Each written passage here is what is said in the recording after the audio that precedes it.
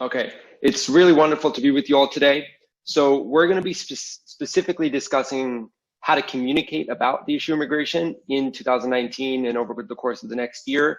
Um, uh, Last year, More in Common released a groundbreaking study on social division and polarization, highlighting many of the themes that Dr. Guest had just covered. And we have since expanded that work to start to be able to develop specific messaging pathways for you to be able to communicate about controversial subjects. One of our core focus areas is immigration and refugee issues, not only in the United States, but globally. Our hypothesis is that if you are able to communicate about controversial political subjects, whether that be immigration or racial justice or otherwise, what language that balances what we call sort of competing core beliefs. And just to highlight what core beliefs are for those of you who are unfamiliar, core beliefs is a system of beliefs and values and identities that reflect an individual's experience and interpretation of the world. As we've identified it, there are 5 sets of core beliefs: group identity, fear and or perception of threat, parenting style and authoritarianism, moral foundation theory, which comes from the work of Jonathan Haidt, which is effectively a social psychological theory that provides explanations for political ideology and behavior and gives us a frame into the origins and variations of that behavior. And then lastly, personal agency and responsibility. Part of what we do is be able to identify the specific core beliefs that appeal to specific issues. And by being able to balance competing ones, we're able to reach and resonate across Americans from different political, psychographic, and demographic profiles.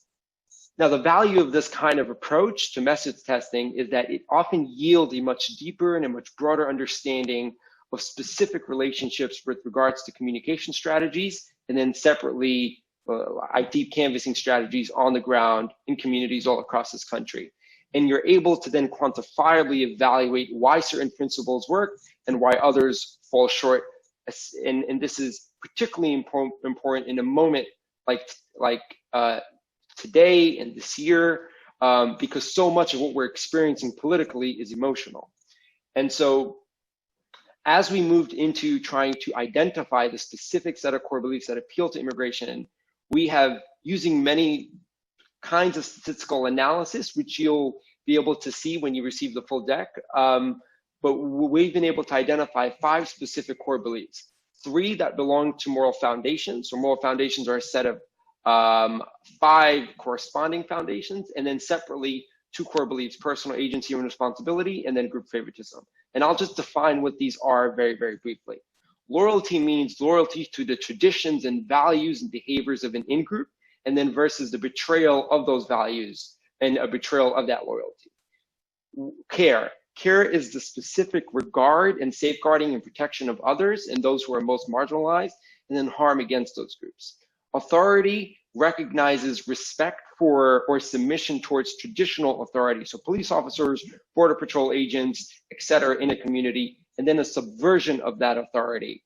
And so much of immigration, using our statistical analysis, what it has often yielded is that authority is really a dominant core belief that the majority of Americans use to move into this issue, and when speaking about it and communicating about it on the ground or online.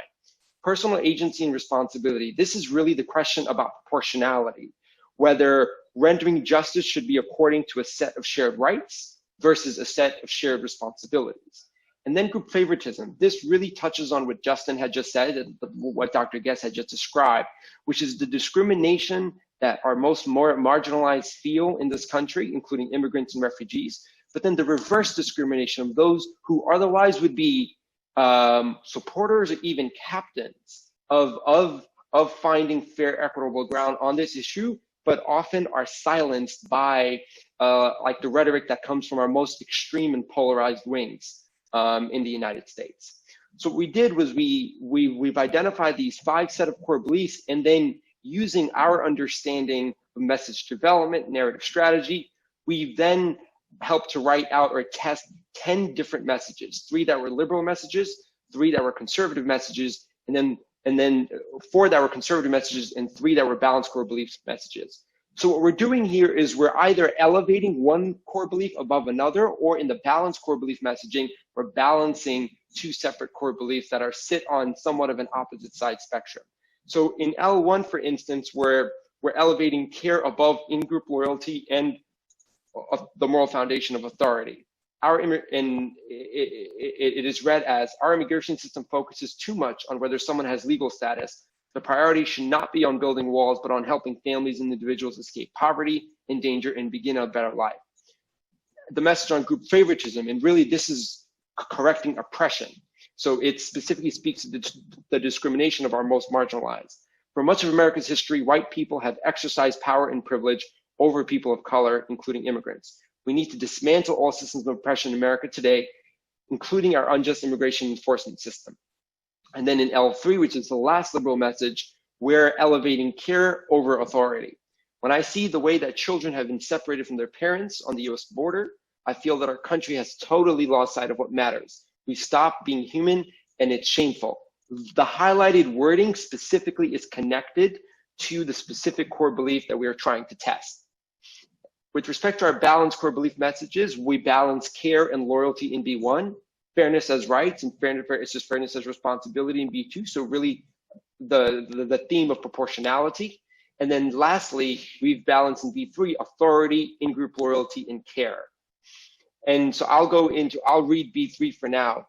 America can be both strong and compassionate. We can protect our borders from criminals and terrorists, while at the same time that we can welcome immigrants who respect our laws and embrace American values. Now, I just want to point something out here. I do recognize that in this message specifically, we use the word criminals and terrorists.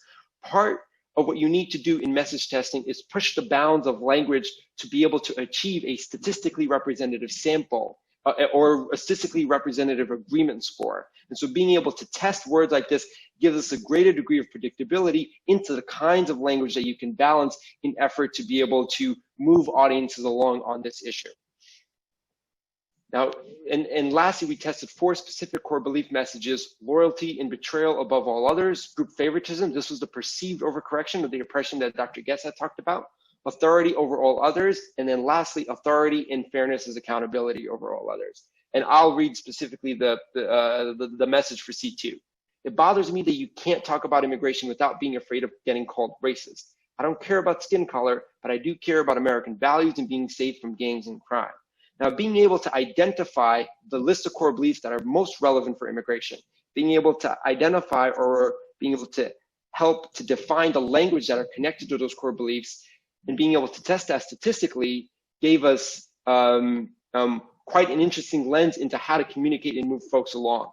When we tested these 10 messages, the first, second, and third most powerful messages with respect to agreement scores were the balanced core belief messages. The first message being the one with the language that used criminals and terrorists oddly.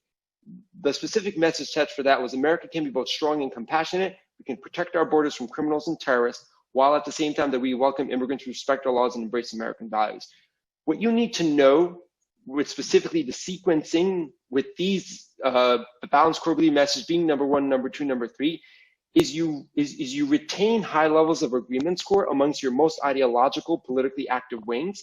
Here is our US segmentation: progressive activists on the left, traditional devoted conservatives on the right. But you also maintain a rather high level of agreement score amongst what we call exhausted majority audiences. And these are the middling audiences who show low levels of political activity or engagement, but who are otherwise could be champions on this issue in your local communities all across this country.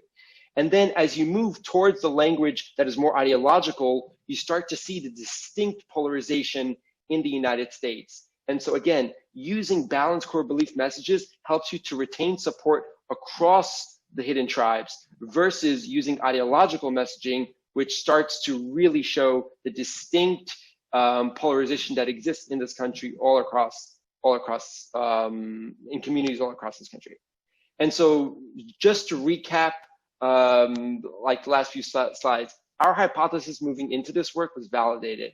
The 3 specific messages that were designed to balance competing core beliefs ranked 1st, 2nd, and 3rd amongst the highest agreement scores.